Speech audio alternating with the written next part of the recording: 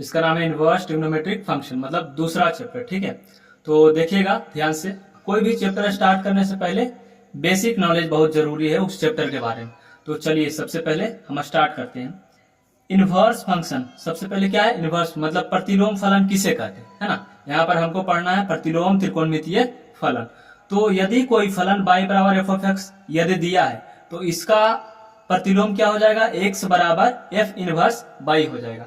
जैसे मान लिया जाए ऐसा कोई फलन दिया है, अगर उल्टा करके x बराबर एफ ऑफ y दिया है, ठीक है, तो ये y को यहीं पर छोड़ देंगे और ये जो फलन है ये इधर चलाएगा, यानी कि एफ इनवर्स x हो जाएगा। ठीक है, इसी को बोलते हैं हम लोग प्रतिलोम फलन। ठीक है, मान लिया जाए अगर y बराबर आपके पास साइन x, ठीक है, तो इसका प्रतिलोम क्या होगा, देखिए ये जो x है इसको यही रहने देंगे, ये जो सिर्फ साइन है, सिर्फ साइन, इसको इधर लेंगे तो साइन हो जाएगा इनवर्स, अब पहले से है y, है ना। एक चीज ध्यान रखिएगा, मान लिया जाए y बराबर साइन x ऐसा दिया है, तो ये जो यहाँ पर जो x रहता है इसको हम लोग डिग्री बोलते हैं, मतलब साइन 30 डिग्री 20 डिग्री 10 डिग्री यहाँ पर हो सकता है। लेकिन अगर कहे साइन इनवर्स x यहाँ है और इधर है y, ठीक है, तो ये जो x है ना इनवर्स के अंदर रहता है वैल्यू, मतलब मान हो सकता है, यहाँ पर हो सकता है 1/2 रहे x के जगह पर, हो सकता है 1/2 √3/2 0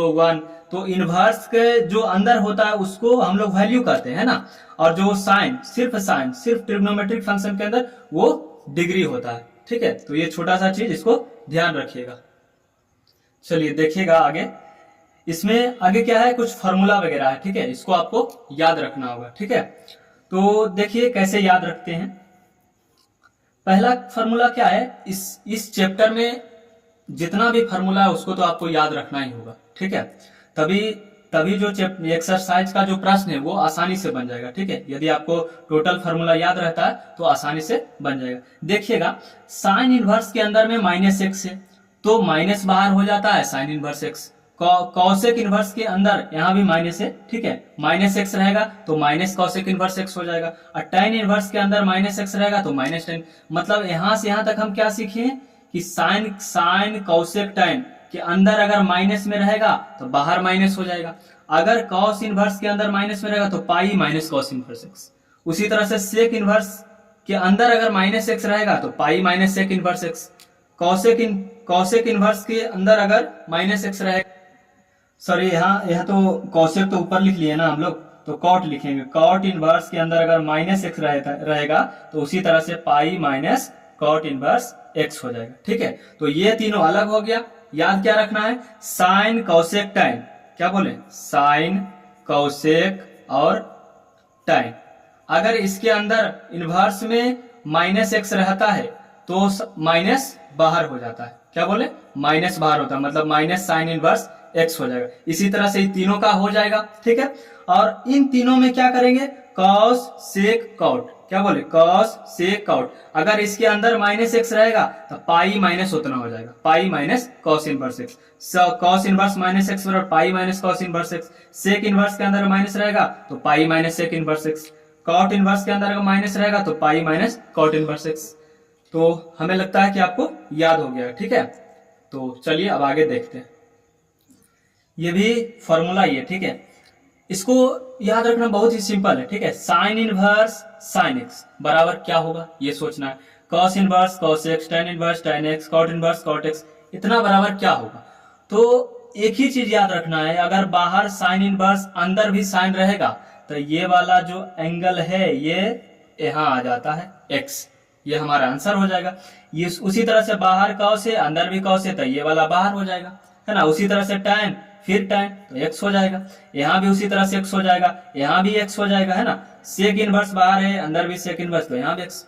इसका अगर अपोजिट भी किया जाए, यानी कि बाहर अगर साइन रहे अंदर में इनवर्स फंक्शन रहे तो भी x ही होता है। बाहर कॉस है अंदर भी अगर इनवर्स रहे तो भी x ही होता है, मतलब सबका आंसर क्या आ जाएगा, x ही आ जाएगा। ठीक है, ये हमारा, ठीक है, तो इसको भी ध्यान में रखना है। ठीक है, चलिए अब फार्मूला तो कुछ हम याद कर लें, और भी फार्मूला आगे है तो आगे एक्सरसाइज चलेंगे तो आपको दिया जाएगा। ठीक है, तो कुछ प्रश्न कर लेते हैं। सबसे पहले उदाहरण नंबर 1 करते हैं। ठीक है, प्रश्नावली 3.1 का उदाहरण नंबर पहला है कि साइन इनवर्स 1/√2। हम सबसे पहले ही बताए थे कि ये जो 1/√2 क्या होता है, साइन इनवर्स के अंदर में जो भी होता है वो वैल्यू होता है, एक प्रकार का मान होता है ना, क्या होता है, वैल्यू होता है। तो साइन इनवर्स 1/√2 का मुख्य मान क्या होगा? मुख्य मान पता है, आपके बोर्ड एग्जाम में 1 नंबर हमेशा पूछा जाता है, तो इसको ध्यान से देखिएगा। कितना नंबर? 1 नंबर हमेशा आपसे पूछा जाता है। तो चलिए इसको कैसे बनाते हैं। ऑब्जेक्टिव अगर आपसे पूछा जाए तो सिंपल बनाना है, बाहर साइन इनवर्स से ये जो 1/√2 है इसके बारे में सोचना है, ठीक है। तो 1/√2 ये सोचेंगे कि बाहर साइन इनवर्स है तो अंदर में कितना डिग्री का मान 1/√2 होता है, साइन में ही सोचना है, ठीक है, क्योंकि बाहर साइन है तो अंदर भी यहाँ सोचेंगे कि साइन यहाँ पर कितना डिग्री रख दें कि 1/√2 हो जाएगा। तो हम लोग जानते हैं कि 45 डिग्री अगर रख दें तो 1/√2 हो जाएगा। तो अभी ही सिखाएं, साइन इनवर्स, बाहर साइन इनवर्स अंदर साइन, तो एंगल क्या होता है बाहर, मतलब ये जो 45 है ये बाहर हो जाएगा, है ना। तो 45 को अगर रेडियन लिखेंगे तो π/4, यही हमारा क्या हो जाएगा, राइट आंसर हो जाएगा, ठीक है। चलिए देखिएगा, अब उदाहरण नंबर 2 देखते हैं, ठीक है। कुछ प्रश्न को प्रैक्टिस करना। देखिए जब भी आपसे मुख्य मान पूछेगा ना तो 2 तरह का मुख्य मान पूछेगा। या तो यहाँ पर जो वैल्यू है ये वाला, ये क्या है, एक प्रकार का वैल्यू मान होता है। तो 2 तरीका से पूछ सकता है, या तो प्लस में रहेगा या तो माइनस में रहेगा। मतलब ये जो वैल्यू है या तो प्लस में रहे या तो माइनस में रहे। जब भी माइनस में रहेगा तो हमको यूज करना है किसका, फॉर्मूला का। क्या यूज करेंगे, फॉर्मूला का। और जब प्लस में रहे तो डायरेक्ट सोचना है। जैसे प्लस में 1/√2 था तो हम लोग सोचे थे कि साइन 45 का मान 1/√2 होता है, तो 45 हमारा आंसर आ गया, है ना।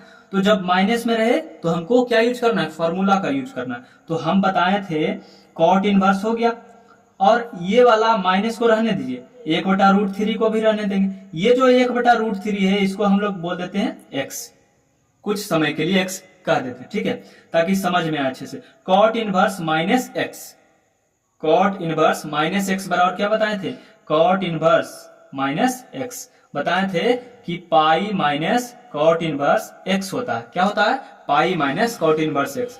तो क्या करेंगे, पाई का पाई रख देंगे, माइनस का माइनस, फिर क्या होगा, कॉट इनवर्स x हो जाता है ना।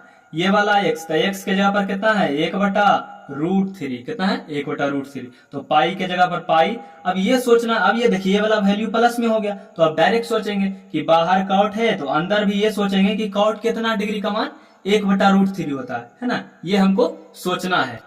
तो हम लोग जानते हैं कि 60 डिग्री का मान, कितना डिग्री का मान, कॉट 60 डिग्री का मान कितना होता है, 1/√3 होता है। तो अब इसको घटा लीजिए, π/1 हो जाएगा।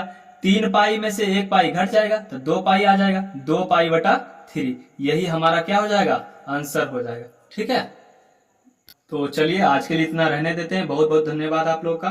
कल प्रश्नावली 2.1 आपको बताएंगे, कुछ फॉर्मूला वगैरह सिद्ध भी करेंगे, ठीक है। तब तक ख्याल रखिए अपना।